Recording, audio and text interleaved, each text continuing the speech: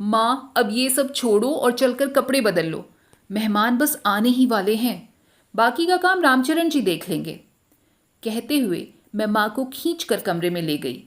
माँ का सूटकेस खोलते हुए मैंने कहा, मैं तुम्हारे लिए साड़ी निकालती हूँ, तब तक तुम हाथ मुंह धो लो। सुबह की लगी हुई हो, पसीना पसीना हो रही हो।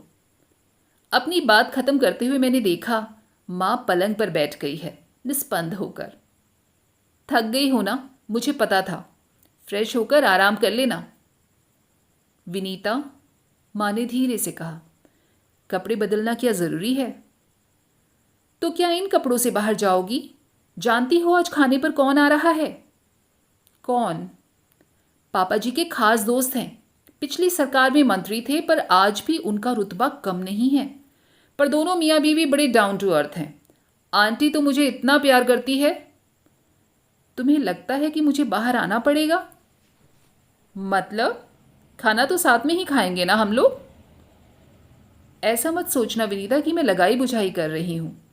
पर तुम लोग 2-3 दिन नहीं थे तो मेरा खाना कमरे में ही आ जाता था, चाय और नाश्ता भी। क्या बात करती हो माँ? सच कह रही हूँ। रामचरण कहता था, साहब लोगों का कोई टाइम टेबल नहीं है। अम्मा जी, आप तो समय से खा लिया करो। अब इतनी अकल तो मुझ में भी है बेटा कि यह बात वो अपने मन से तो नहीं कहता होगा। अगर मन से कहा होता तो कभी तो कोई पूछता कि बहन जी आपने खाना खाया कि नहीं, आपका खाना हो गया? सुनकर मैं तो सन्न रह गई। माँ को कमरे में छोड़कर बाहर चली आई। देखा मम्मी जी मुस्तैदी से टेबल लगवा रही हैं। बड़ी सी मेज पर केवल 6 प्लेटें थीं, अंकल आंटी, मम्मी पापा और हम दोनों के लिए। दुख भी हुआ और गुस्सा भी आया। माँ का अनुमान सही था। मैं अपना गुस्सा पी गई और मैंने मनी मन एक योजना बना ली। उसके तहत अपनी प्लेट चुपके से हटा ली। मेहमान आकर बैठ गए और मैंने खाना परोसना शुरू कर दिया। सब कुछ परोसा जा चुका था तो मम्मी जी मिश्री घुले स्वर में बोली, विनीता बेटे, आओ तुम भी आ जाओ। अरे तुम्हारी प्लेट कहाँ है? मम्मी जी, मैं बाद में खा लूँगी। रामचरण जी अकेले सब संभाल नहीं पाएंगे। मैं बाद में माँ के साथ खा लूँगी, वे अकेले खाएंगे तो अच्छा नहीं लगेगा। तुम्हारी माँ आई हुई है? आंटी ने पूछा। हाँ आंटी, मैं अपना थीसिस सबमिट करने के लिए भोपाल आई थी।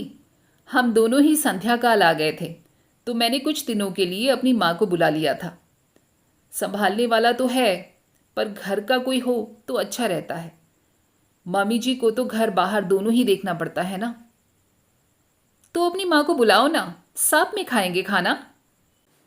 आंटी जी, दरअसल वो अभी अभी गैस के पास से हटी है ना, तो थोड़ा सुस्ताना चाह रही हैं।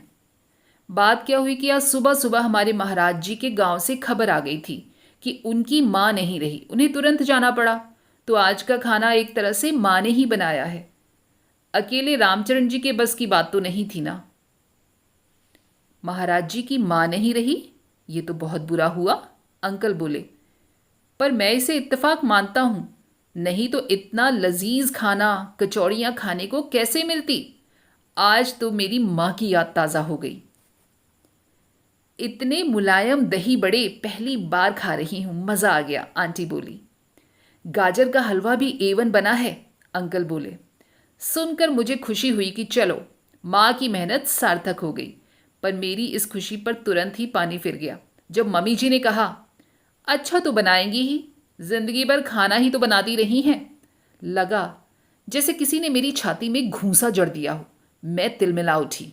आंटी ने कहा, शारदा, खाना तो सभी औरतें बनाती हैं, पर सबके हाथ में ये स्वाद नहीं होता। मम्मी जी कुछ कहें इससे पहले ही मैंने कह दिया, आप समझी नहीं आंटी जी। मम्मी जी के कहने का मतलब ये था कि माँ जिंदगी भर टिफिन सेंटर चलाती रही है, एक्सपर्ट तो होंगी ही। Tiffin centre? आंटी ने पूछा। हाँ आंटी जी, हम लोग बहुत छोटे थे जब हमारे पापा नहीं रहे। माँ ने टिफिन सेंटर चलाकर हमें पाला है।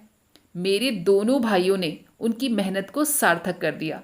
बड़े भाई डॉक्टर हैं और छोटे भाई फिजिक्स के प्रोफेसर हैं।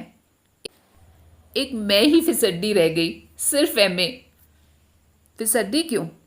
PhD हो तुम, पापा जी ने कहा। पापा जी, अभी तो थीसिस सबमिट करनी है। डिग्री मिलेगी तब न पीएचडी कहलाऊंगी। तुम्हारी पीएचडी कोई नहीं रोक सकता। आज से अपने नाम के आगे डॉक्टर लिखना शुरू कर दो, अंकल जी ने कहा और फिर बातों का ट्रैक बदल गया। खाना सानंद संपन्न हुआ। सौंफ इलायची खाते हुए डॉक्टर आंटी बोली, अरे बहुरानी, अपनी माँ से भी तो मिलवाओ। मैंने दरवाजे पर दस्तक दी। माँ ने दरवाज़ा खोला और बाहर आई। क्रीम कलर की साड़ी में वो इतनी ग्रेसफुल लग रही थी कि जी खुश हो गया। मैं परिचय करवाती इससे पहले ही आंटी ने उन्हें गले लगा लिया। बहन जी, किस किस बात की तारीफ़ करूं आपकी? आपकी साड़ी की, आपके खाने की या आपकी बिटिया की? सच बहुत प्यारी लड़की है। बहुत अच्छे संस्कार दिए हैं आपने अपनी बेटी को। माँ ने विनम्र भाव से कहा। अब वो मेरी कहाँ रही? जैसी भी है अब आप ही की है। बिल्कुल ठीक कहा आपने। अब तो वो हमारी प्यारी बहुरानी है, कहकर आंटी ने मुझे गले से लगा लिया। फिर बोली, माँ को लेकर एक दिन घर आओ ना बेटा। आंटी जी, ये मेरे हिस्से कहाँ आती हैं? 4 दिन के लिए किडनैप करके लाई हूँ। इनके प्राण तो पोते पोतियों में बसते हैं। दोनों भाभियाँ जॉब करती हैं, बच्चे इन्हें सौंप कर चली जाती हैं, दिन भर आंगनबाड़ी चलाती हैं। भाग्यवान है बेटा वे बच्चे जिनके सिर पर दादी का हाथ है। अच्छा, मैं चलूँ अब। आपसे मिलकर बहुत अच्छा लगा बहन जी। फिर एक बार गले मिलकर वे चल दी। मैं भी उनके पीछे पीछे चल दी। हमारे चलते ही डाइनिंग रूम के पर्दे के पीछे सरसराहट हुई। मैं समझ गई कि मम्मी जी पर्दे के पीछे खड़ी सब कुछ सुन रही थीं।